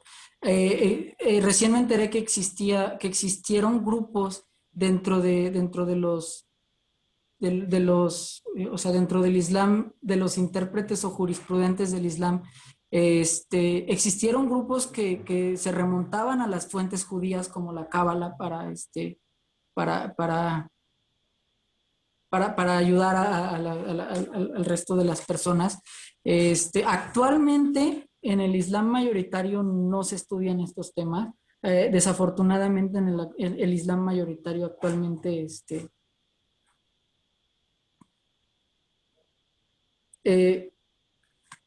ha perdido muchísimo conocimiento. El profeta Mohammed, la paz sea con él y con su familia, dijo que cuando llegara el final de los tiempos, el Islam se corrompería en un perdón, que del Islam solamente quedaría el nombre y del Corán solamente quedaría la escritura. Entonces, el hecho es que los grandes sabios islámicos sí que tenían un montón de conocimientos, no solamente de astrología, no solamente de tradiciones místicas, sino, o sea, sabían de todo. Sabían de todo, o sea, como les explicaba sobre Jabir ibn Hayyan, no solamente era químico, sino era alquimista, era matemático, era filósofo, o sea, porque supongo que en ese entonces la gente tenía esta idea, la idea más clara de que si quieres, es que el conocimiento más importante que una persona puede adquirir, o sea, es casi el único conocimiento que uno necesita aprender aquí, es el conocimiento del alma. Y para estas tradiciones como la alquimia, por ejemplo, la gente tiene esta idea de que la alquimia trataban de transmutar metales y eso, ¿no? Pero en realidad la idea básicamente era, si tú eres capaz de transmutar un metal, el metal que tú tienes dentro, también lo puedes transmutar y también te puedes transmutar tú y puedes ser una mejor persona. Entonces, todas estas ciencias antiguas que se han perdido no solamente en el Islam, sino se han perdido en todo el mundo, iban buscando eso, ¿no? Justo eso de ¿quién soy? ¿Para qué estoy aquí? ¿Cuál es mi propósito y cuáles son los límites de hasta dónde puedo llegar? Y cómo puedo contribuirle a la humanidad desde lo que soy. Entonces, o sea, sí hay en el Islam este conocimiento y esos estudios. Desafortunadamente, en la actualidad no se le está haciendo el suficiente énfasis. Muy bien. Aquí tenemos una pregunta de Mari Hilario. Les dice, gracias por su conocimiento. ¿Pueden comentar qué es el perdón en el Islam? No entiendo muy bien la pregunta. Sí, sí. Bueno, yo más o menos, que sí, ¿cómo vemos el perdón? Porque yo pienso que es que como, por ejemplo, en la cristiandad el perdón es a través de, según esto, de la muerte de Cristo, pero en el Islam, pues el perdón pues es en base al arrepentimiento, yo creo, propio, porque pues si tú no tienes un arrepentimiento propio que se manifiesta en tus hechos, pues no, realmente pues no existe como tal el perdón. O sea, el perdón no es un rito, o sea, no es algo que hagas como un rito y que después, o sea, tú digas, bueno, no sé, pido perdón por hacer esto y los continúes haciendo, entonces no existe realmente un arrepentimiento. El perdón pues no es como en el cristianismo, es muy diferente que en el cristianismo depende de los actos básicamente de la persona y de su conversión. Obviamente la gente pues puede repetir ciertos actos, pero se nota que esa persona está tratando de cambiar. No es como en el cristianismo o algo así que dicen, bueno, te vamos a poner esta agua, hacer esto y ya vas a ser perdonado. O por ejemplo en el cristianismo decisionista que tú nada más profesas que crees en Cristo. Y incluso había un predicador que a mí me gustaba mucho que se llama Paul Washer, que decía, cuando se presentó Jesús y dijo, a ver, párense, alcen la mano todos los que creen en Cristo y esas personas serán perdonadas, ¿no? O sea, Cristo nunca dijo eso. Entonces, no sé, en algún momento la cristiandad, como pues muchas partes se corrompieron. Yo entiendo de mi parte, ¿no? Estoy estudiando en este momento el cristianismo. Me está quedando mucho más claro el tema del perdón y del sacrificio para el perdón de los pecados. Me está quedando mucho más claro. En el Islam, ciertamente que existen ciertos sacrificios que se tienen que hacer para el perdón de ciertos pecados, como por ejemplo, si no puedes ayunar, una de las maneras en las que puedes pagar ese ayuno es dándole de comer a alguien que no tiene para comer, ¿no? Existen ciertas cosas así como para el perdón de los pecados dentro del Islam, pero básicamente la idea principal es justo lo que mencionaba la hermana Débora, ¿no? O sea, hay que arrepentirse de corazón y la manera de demostrar que estás arrepentido de corazón es no volviendo a cometer los mismos errores que habías cometido. Dios es muy misericordioso, Dios está dispuesto a perdonarnos todos los pecados. Pero la cuestión es si realmente tú estás dispuesto a no volver a cometerlos y avanzar espiritualmente en ese sentido, ¿no? Creo que había más preguntas en el chat. Una pregunta que dice, ¿qué entienden por religión y cómo pueden saber si al matar a un animal no sufre aún a pesar de lo que se les diga?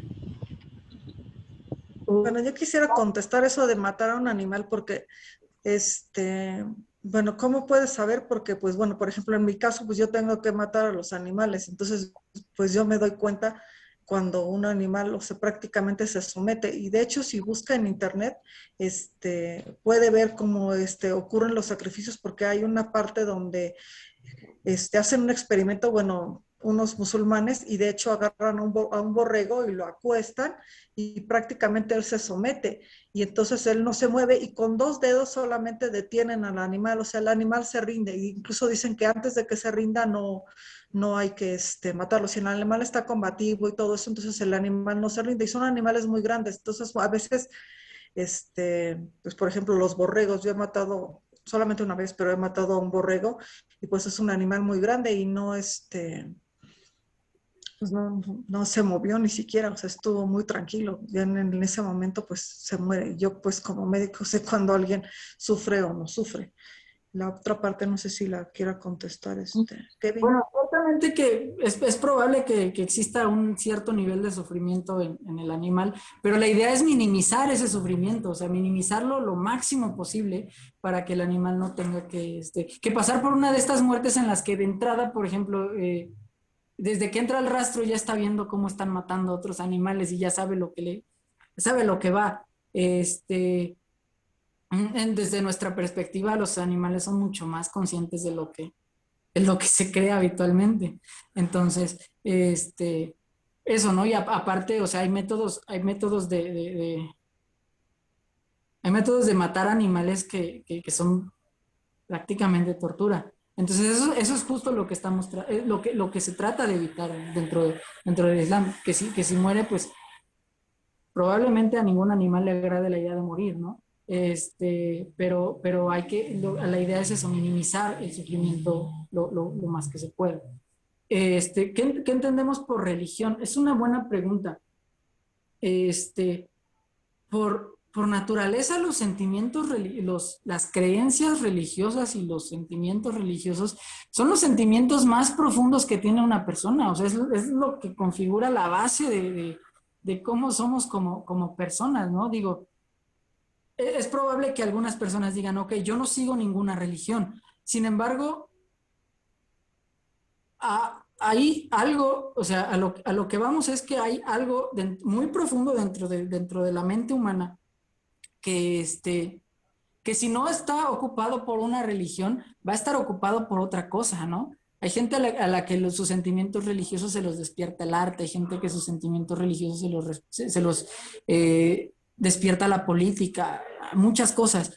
Para nosotros la religión como tal, o sea, una correcta religión abarca todos los ámbitos de la vida humana, no solamente el ámbito espiritual, sino también volvemos a el ámbito político, el ámbito de la convivencia humana, el ámbito de las relaciones interpersonales, todos los ámbitos de la vida humana, todos los ámbitos los abarca la religión.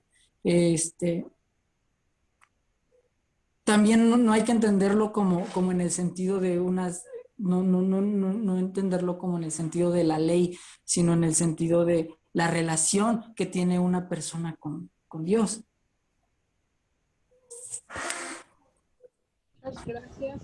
Muy bien, pues ya estamos en tiempo. No sé si usted decía algo más, muy respetable. Pues nada más se me ocurría preguntarle si dentro del Islam hay alguna corriente, alguna rama que sean vegetarianos, porque bueno, estaban hablando de matar o no matar animales, pues puede que haya algunos místicos del Islam que sean vegetarianos o algo así. Bueno, yo soy vegetariano en lo personal. En sí no sé si exista una rama del Islam en la que sean como vegetarianos. Pero sí sé que dentro de la religión Ahmadi de la paz y la luz, muchas personas nos hicimos vegetarianos, después de saber las cosas que nos han enseñado respecto a los animales, pues. En lo personal también yo me hice vegetariano por una cuestión muy pragmática, porque como no vivo en una comunidad, o sea, creo que soy la única persona musulmana o digamos, de una religión derivada del Islam, de aquí en mi pueblo. Entonces, es muy difícil encontrar carne porque para nosotros tienes que saber que el animal fue sacrificado con el rito correcto, con el ritual correcto del sacrificio para que tú te lo puedas comer. Entonces, por una cuestión pragmática, yo me volví vegetariano porque no podía encontrar carne en primer lugar. Y luego, cuando me tocó sacrificar animales, se me quitaron las ganas para siempre de volver a comer carne, porque de verdad para mí fue una experiencia horrible, horrible. Pero hay opiniones, hay diversidad de opiniones dentro de, ¿no? Y entonces en el Corán debe haber alguna, ¿cómo le llaman? Sí. Versículo que diga algo de no comer carne, ¿no? Me imagino que sí. No dice que no deben comer carne, dice que los animales deben de ser sacrificados de cierta forma, pero no indica que no se deba comer carne, solamente indica la forma en la que tienen que ser sacrificados los animales. Entonces no existe una prohibición como tal de comer carne. Algunas personas pues comen muy poca carne o por las razones, por ejemplo, pues Kevin le costó mucho trabajo el sacrificio. Yo como tengo 2 hijos pequeños, pues sí quería darles por lo menos, o sea, obviamente pues muy, muy rara vez sacrifico un animal, pero sí ocasionalmente pues sí les llego a a dar un pollo o algo así, o también pues, utilizamos el pescado y todo eso, pero no existe en el Corán la prohibición de comer carne, porque incluso viene una parte en el Corán donde explica cómo se debe de sacrificar a los animales, entonces no existe la prohibición como tal. Si hay personas que lo deciden así, pues es su decisión. Lo que sí existe es un énfasis hacia la frugalidad y un énfasis hacia el ascetismo, ¿no? Entonces, independientemente de qué comida comas, sí hay un énfasis en, por ejemplo, no comer mucho, ¿no? Bueno, pues muchas gracias. No nos queda más que agradecerles su gran compartir de esta rama de la sabiduría universal que sería el Islam. Y gracias por estar aquí, por compartir. Y gracias a todos los que estuvieron presentes. Les agradecemos mucho haber estado aquí. Y bueno, esperemos que no sea la última vez que ustedes nos hagan el honor de compartir, ¿verdad? Así es que les agradezco mucho. Kevin, déjenme ver si les puedo leer bien su nombre, Kevin Omar Almadi, ¿está bien? Y también a la doctora Débora, le agradezco mucho también. Si tiene Muchas algo que gracias decir, por habernos invitado. adelante.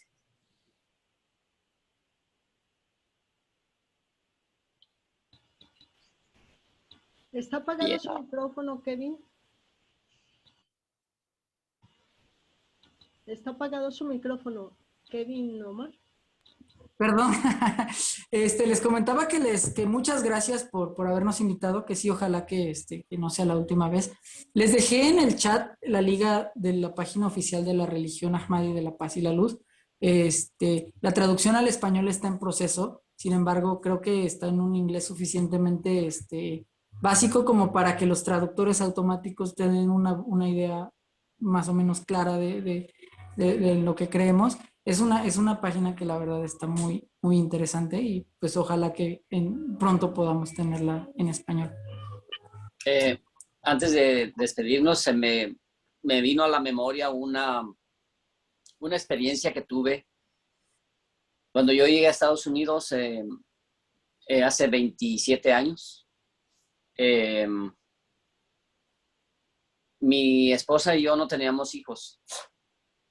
Donde yo trabajaba llegaba una señora mexicana con una lonchera, así se le llama aquí, es un camión grande con alimentos para la venta y llegaba al lugar donde uno trabaja.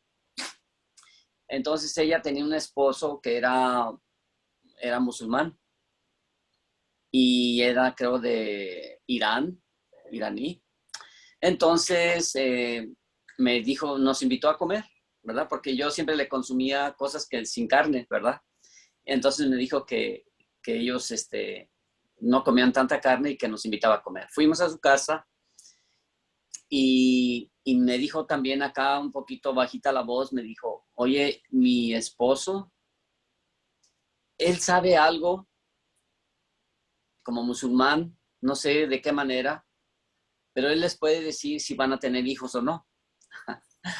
Y entonces pues ya estábamos en su casa y dijo el señor, el esposo de la amiga, dice, permítame tantito, aquí un momento, voy a hacer mi oración. Y le dije, si usted está de acuerdo, yo lo puedo acompañar. Y dijo, sí, claro. Y sí, se postró, se hincó y se postró hacia el piso, con su frente en la tierra, en el piso. Y yo hice lo mismo, yo nomás lo seguí un poquito imitando pues yo no sabía nada de eso. Y ahí estuvo él orando muy, muy bonito. Yo también me sentí muy, muy agradable. Ya salimos del lugar, de un cuarto que tenía allí, y ya estábamos en la mesa y nos dice, permítame tantito otra vez, y salió y fue a su cuarto de nuevo y dijo, y tardó como 5 minutos, y dijo, sí van a tener hijos, van a tener 2 varones y una hembra. Yo me quedé sorprendido con eso, ¿no? Y realmente así fue, tengo 2 hijos varones y una hembra. Wow. Sí, y bueno, eso es una buena experiencia de todo esto, ¿no? Gracias. Pues es que, Muchas de hecho, gracias. podemos saber muchas cosas y cuando alguien tiene una duda, no necesita ser musulmán. Por eso existe las preguntas a Dios, que era lo que yo les decía. Si usted o cualquier persona tiene alguna duda, pueden preguntar a Dios. Si preguntan con fe, los datos se van a ir dando hasta que se den. O sea, esta persona seguramente tenía una cualidad espiritual muy alta e incluso hay gente que cuando está orando puede llegar a escuchar ángeles o algo así que contestan preguntas, entonces no sé si habrá sido ese el caso, pero lo que Podría sí también sé es haber que existe una estijara. una istijada, ajá, una oración de Es consulta que existe una en el oración que Islam. existe dentro del Islam en la que uno hace una pregunta y si la haces con fe, te llega la respuesta correcta. Qué interesante, muchas gracias. Bueno, pues nos vemos la próxima. Les... Hemos visto la istijara funcionar. Sí, ok. Luego nos platica un poco más de todo eso. Claro, Eh, primero. y si ustedes quieren por ahí, les voy a mandar una de las conferencias que se dieron anterior a esta, donde se habló un poco del Islam, pero tocándolo un poquito, no tanto, donde se habló del sufismo. Y la próxima viernes vamos a tener un tema que se llama La sabiduría de Mahoma. Así es que, bueno, vamos a ver cómo le hacemos para invitarlos a ustedes mismos que asistan, ¿no? A escuchar y, bueno, si pueden participar también igual. Sí, muchas gracias. Muchas gracias. Muy bien. La paz sea con La paz sea con ustedes. Salam alaikum wa rahmatullahi wa barakatuh. Malenko. Malenko salam. Sí, lo vamos a compartir ya grabado. Yo creo que le hago llegar muy respetable el video para que se los haga llegar a ustedes. Muchísimas gracias por su experiencia, por su compartir. Gracias. Gracias. Gracias. Gracias a ustedes. Gracias.